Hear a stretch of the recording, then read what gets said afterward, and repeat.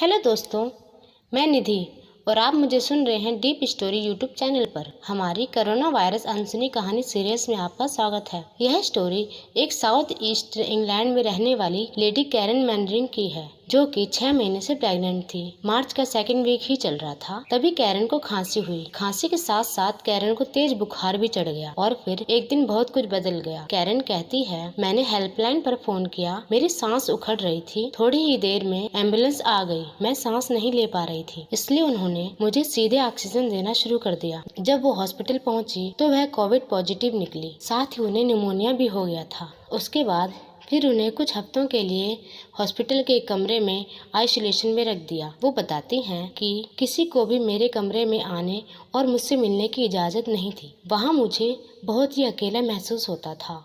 2-3 दिन तक तो मैं बिस्तर से उठी तक नहीं, यहाँ तक कि टॉयलेट के लिए भी नहीं गई। जब उन्हें मेरी बेडशीट बदलनी होती थी तो मैं दूसरी तरफ करवट ले लेती थी, लेकिन मैं बिस्तर से नहीं उतरी। कैरन ने कहा, मुझे सांस लेने में काफ़ी दिक्कत होती थी और फिर मुझे जो भी डॉक्टर चेक करने आता था वो पूरी तैयारी के साथ आता था। मेरी फैमिली मुझसे लगातार फ़ोन पर बात करती रहती थी ताकि मैं टेंशन ना लूँ।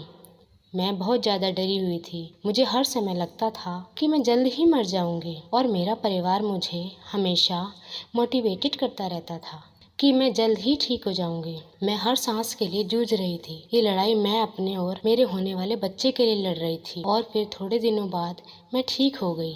मैं उस दिनों को कभी नहीं भूलती जब मैं हॉस्पिटल से बाहर निकली। मैं अपने चेहरे पर ताज़ी और ठंडी हवा को महसूस कर सकती थी। कैरन ने बताया, मैं और मेरे पति कार में बैठकर घर जा रहे थे और हम दोनों ने मास्क पहन रखा था। कार की विंडो सीट खुली थी और मैं ताज़ी हवा को महसूस कर रही थी। कैरन मानती है कि अस्पताल में कुछ गुजारे हुए हफ्तों ने उनकी जिंदगी को हमेशा के लिए बदल कर रख दिया। उन्हें समझ में आया कि हर छोटी से छोटी चीज का अपना एक अलग ही महत्व है, जैसे कई हफ्तों के बाद फेस को छूने वाली ताज़ी ठंडी हवा का। कैरन अब अस्पताल से घर लौट आई है, लेकिन घर पर वो सेल्फ आइसोलेशन में है। लेकिन उन्हें घर में मौजूद दूसरे लोगों की आवाज़ आती है, जिससे उन्हें घर के लोग उनके कमरे में नहीं आते, पर बाहर खड़े होकर उनका हौसला जरूर बढ़ाते थे। वो मानती हैं कि इस संक्रमण ने मुझे मजबूत बनाया है। उन्हें लगता है कि कोरोना वायरस उन्हें उस सैलून में हुआ जहाँ पर वो काम करती थी, लेकिन पूरी तरह से कंफर्म नहीं थी। इसलिए इस टाइम